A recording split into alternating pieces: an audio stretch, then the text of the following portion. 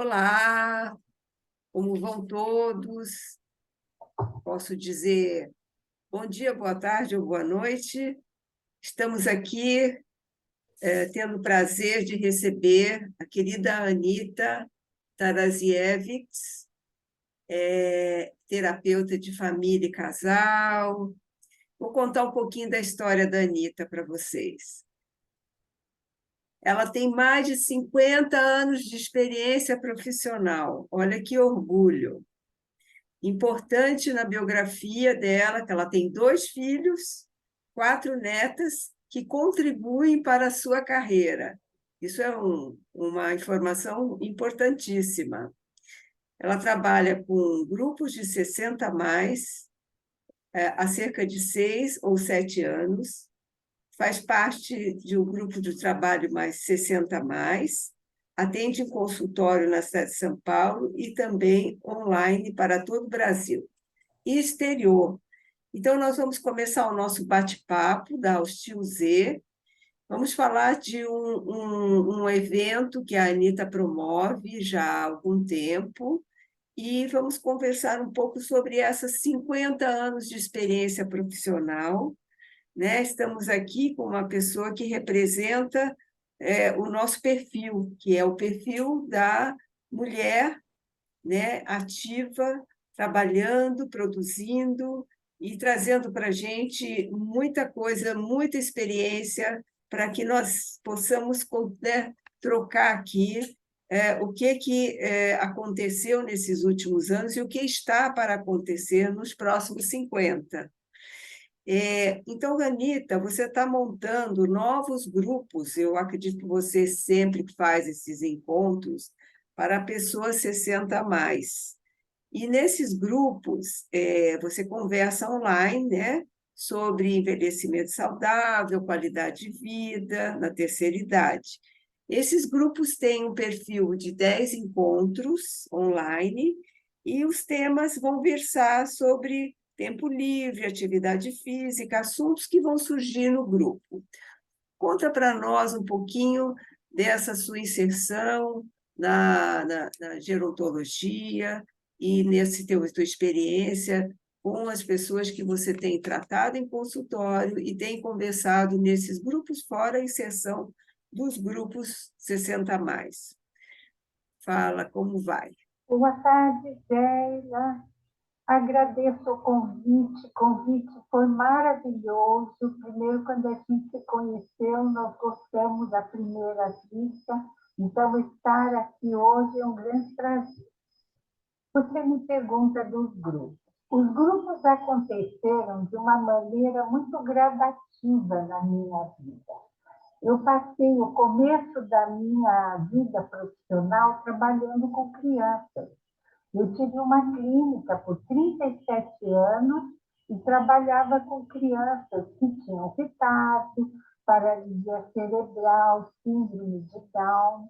E eu, ao atender as crianças, eu sempre precisava ter os pais na sala. E fui vendo a dificuldade que era ser pai e mãe de uma pessoa especial. Então, aos 40 e tantos anos de idade, eu fui para o SEDES estudar família. Nessa altura, eu já tinha mais de 20 anos de atividade e fiz curso de especialização em família e casal. E claro que a criança saiu, ficou a família.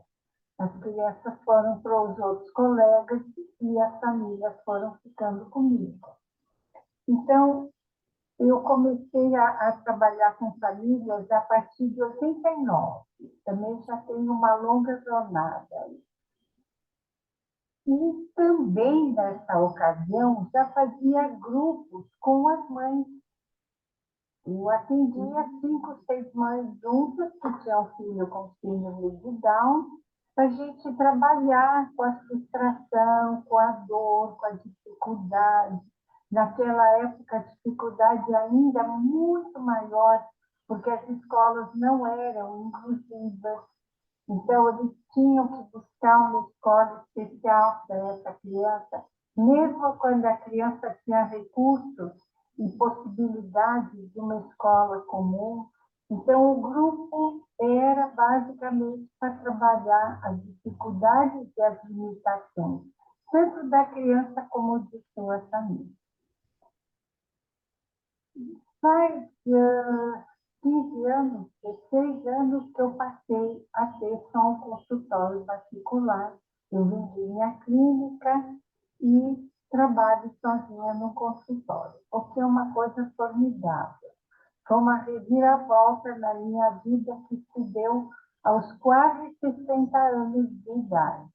Eu acho que um turning point de 50 para 60 anos, a gente fazer grandes projetos. Esse foi o meu grande projeto de ir para um consultório sozinha. E no consultório eu atendo individual, atendo os casais, atendo famílias com crianças, com adolescentes. E nos últimos anos, como minha clientela foi envelhecendo, o que é mais ou menos óbvio, porque uma pessoa de 50, 60 anos, ela se identifica muito mais com o terapeuta idoso. Então, o fato de eu ser uma terapeuta também velha, como ele, me faz ser aceita e eles se identificam com isso. Muito bem. Então, comecei a pensar em ter grupos de reflexão. Esse grupo que você está contando para os seus ouvintes é basicamente um grupo de reflexão. O que queremos ao envelhecermos? O que valorizamos? O que queremos fazer das nossas vidas para termos qualidade de vida? Certo, muito bem. Então, eu acho que você faz uma trajetória muito interessante, né, que é o ciclo vital, né? A criança cresce, vira, tem um adolescente, a problemática é uma problemática crônica, síndrome de Down. As famílias vão ter que viver com essa situação, né, no decorrer da vida, e as famílias também vão envelhecer e eles também vão envelhecer. Os filhos vão ficando velhos. E é uma grande preocupação quando eles, os pais, não estiverem mais vivos, né? Que, como é que vai ser a vida dessas pessoas? Então, o caminho do envelhecimento, ele tem muitos ramos, né? O ramo tanto do acompanhamento da longevidade, vamos dizer assim, natural, e das pessoas que têm que acompanhar pessoas que precisam de ajuda, e depois quem é que cuida também desses pais, né? Então, tem muitos ganchos aí, né, de reflexão sobre a qualidade do envelhecimento, dependendo de como é que foi toda essa inserção.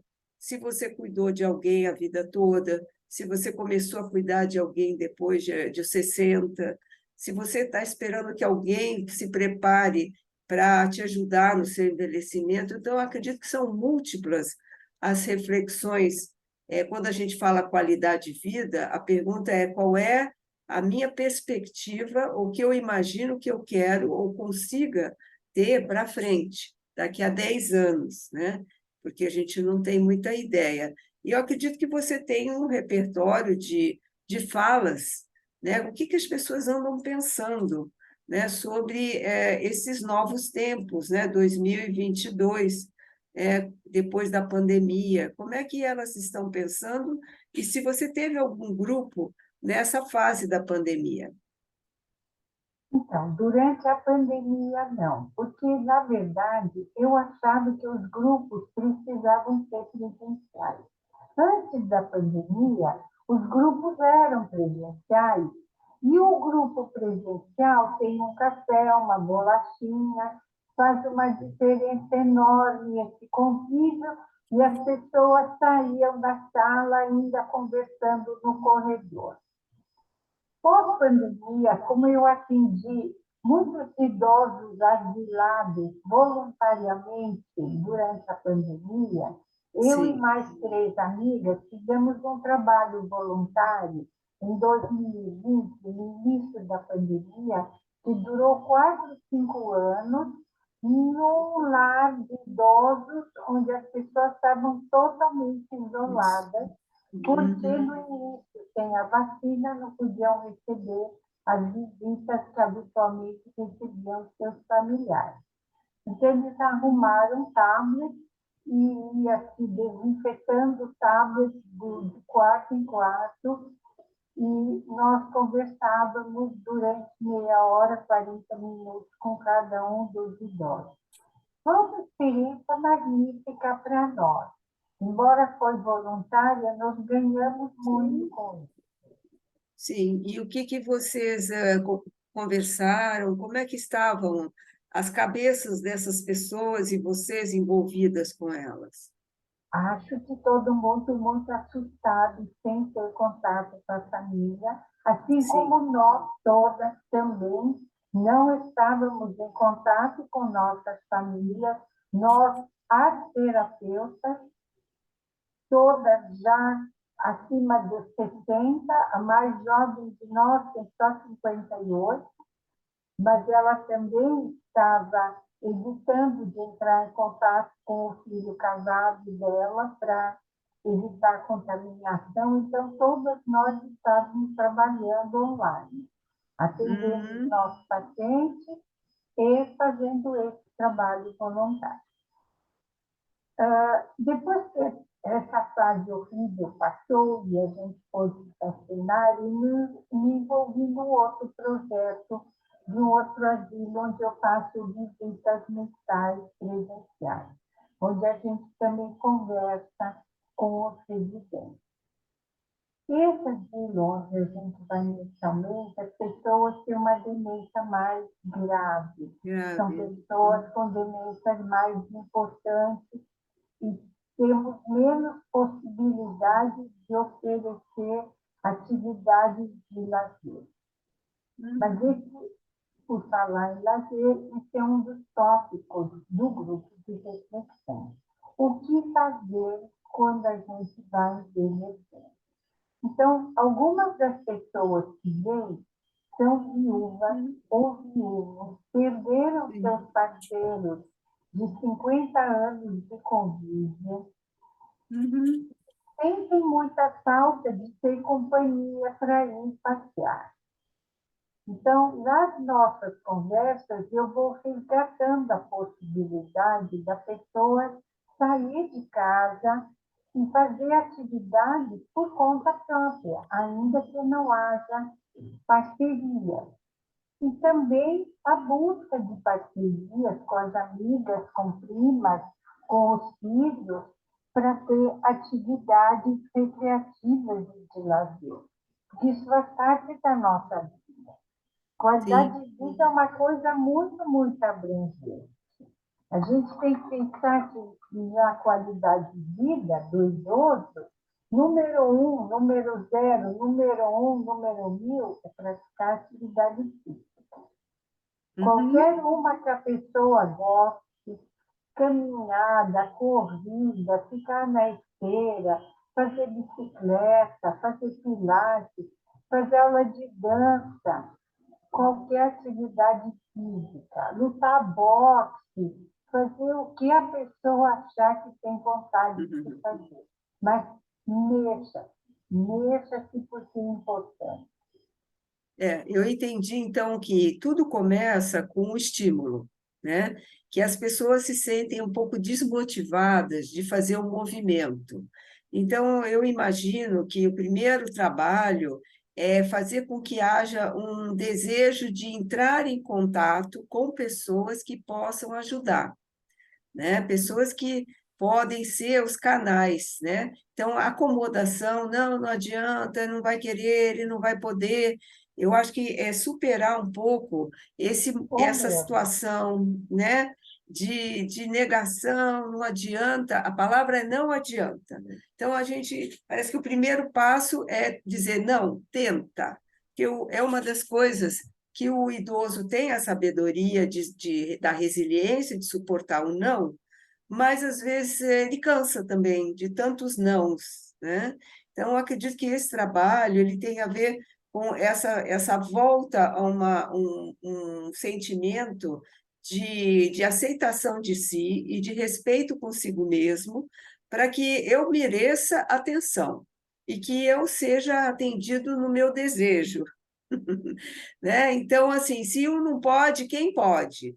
Quer dizer, é ir em busca dessa ação externa e sair dessa expectativa, talvez, de alguém vem, alguém vai se preocupar. Não, ninguém vai se preocupar.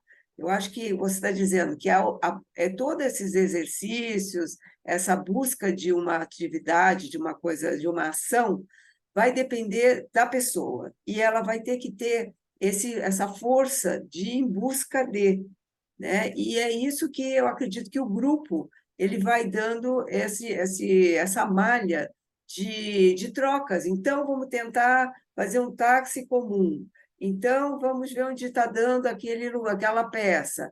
E dá para ir quem vai, quem não vai. Então, acho que é um pouco... O grupo ele reensina essa inserção do idoso na sua vida que ele sempre teve, né? De autonomia. O que você acha disso? Sim, concordo com você. Tem uma coisa que eu quero colocar, que como é um grupo com duração de 10 encontros, ele é Uhum. meramente um grupo de reflexão. Não é um grupo que se põe a fazer terapia de pessoas que vêm com depressão. Nesse caso, eu indicaria uma terapia individual. É outro departamento. Mas pessoas saudáveis que querem companhia e que querem pensar a vida e que querem melhorar sua qualidade de vida são muito bem-vindas para esse grupo. Sim, entendi. Entendi qual é a sua, vamos dizer assim, qual é as pessoas qual é o lugar que elas vão procurar. Então, o grupo se propõe a fazer uma troca quando as pessoas estão se sentindo já com essa proatividade. Mas, de qualquer maneira, o grupo ainda é uma alavanca. Ele tem essa força de abrir perspectivas que talvez a pessoa sozinha não tenha tido, não tinha percebido, né? E você, como psicóloga, você vai ter a troca na sua fala, mesmo que não seja terapia, que é uma fala que vai ajudá-los a pensar, né? Eu acredito que tem essa proposta. E, de qualquer maneira, esse modelo ele é muito bem-vindo para muitas pessoas. Tipo assim, você está propondo uma coisa mais formatada, né? Mas as pessoas podem tentar fazer isso também espontaneamente, às vezes se juntar com um, com o outro, tentar, né, encontrar com as pessoas. Também é um caminho interessante para que o idoso se sinta melhor com todas essas propostas, tempo livre, atividade intelectual, né? Apesar de que os grupos de internet são muito fortes, né? Nessa troca de mensagens. O que você acha dos grupos da internet? Eu acho que grupo de internet é uma faca de dois gumes. Por um lado, é muito bom. As pessoas puderam se manter conectadas durante a pandemia, numa fase em que ninguém foi ao cinema, ninguém foi ao shopping, ninguém foi jantar fora. Por outro lado, as pessoas se acomodam a isso e hoje também acabam saindo para comer pizza. Fica cada um na sua casa com uma xicrinha de café, conversando com os outros. Então, é bom e é ruim ao mesmo tempo. Tem coisas boas e coisas nem tão boas. Certo. E qual é a sua dica? A minha dica é poder fazer as duas coisas, participar dos grupos com os amigos, com os conhecidos, com pessoas com quem eu tenho afinidade, e também buscar ter amigos presenciais. Eu acho que é muito importante. E sair de casa, fazer caminhada, ir ao parque, procurar se alimentar bem, procurar fazer sua própria compra de frutas, de legumes, de comidas frescas, buscar preparar comida saudável, tomar sol, por isso que sair de casa também é importante, Sim, tomar sim. sol E na idade mais avançada, é ainda mais importante do que Sim, na idade jovem. E sim, manter o sim. cérebro ativo, em ler, assistir filmes, assistir lives, participar de encontros ao vivo ou não, é manter o nosso cérebro ativo sempre, com novos estímulos, buscando novos desafios. Muitas palavras muito bem colocadas e muitas provocações, né, como se diz, né? Está Essa ideia. provocando, né? Tipo assim, vá lá comprar sua fruta, né? Pega lá, põe o sapato e vai lá fora e vai fazer as coisas, né? Tipo, vocês têm que tomar conta da sua qualidade de tudo, de alimentação, da sua saúde. Então, o grupo ele vai trabalhar isso. É muito interessante, porque realmente é sair daquela inércia que às vezes a pessoa fica, apesar dela estar bem, né? Eu acho que você está aí com todo o gás aí para trocar e para contar que você também é uma das pessoas que é muito proativa e que você também faz tudo isso. E é muito importante a gente dar o exemplo, né? É muito importante.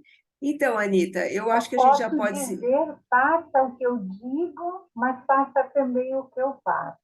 É isso mesmo. Eu sei que você me contou, né, que você pegou o carro e viajou para ver uma amiga, e é isso mesmo. Eu acho que nós temos que nos desafiar e fazer aquilo que a gente acredita que é capaz, né? A gente acredita e a gente tem que testar, né? Até ter humildade de dizer assim, bom, acho que aqui eu já não vou mais, né? Anitta, E eu o acho que a gente. grupo, eu queria Hum, só fechar que o pois grupo não. pode desafiar as pessoas a buscarem objetivos e propósito em sua vida e sair atrás disso, fazer essa busca, o que eu quero, qual é o meu propósito.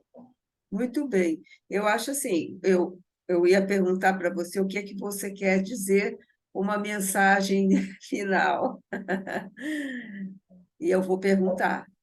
Viver a própria vida. A gente não pode viver a vida dos filhos, não podemos viver a vida dos nossos pais. Cada um de nós precisa viver a sua própria vida, com aquilo que ama, que gosta, que quer fazer e que nós queremos ser. Maravilhoso. Anita, só orgulho de saber que você é uma pessoa super representando essa nossa faixa mais 60, né? Aí mais 70, né? E eu nem vou falar que diz que mulher não conta idade, né? Mas então eu te agradeço a tua atenção e depois nós vamos postar no nossa notícias da nosso site da Hostil Z esse grupo que você está montando, um dos, né, que provavelmente serão vários, para que as pessoas se interessem em participar desse desafio, né? De novos grupos para pessoas mais 60. Uma boa proposta, né? Tipo assim, sai da sua turma, entra num grupo novo. Acho muito legal essa ideia. Saia do sofá para poder fazer alguma coisa legal. Isso mesmo, minha querida, muito obrigada.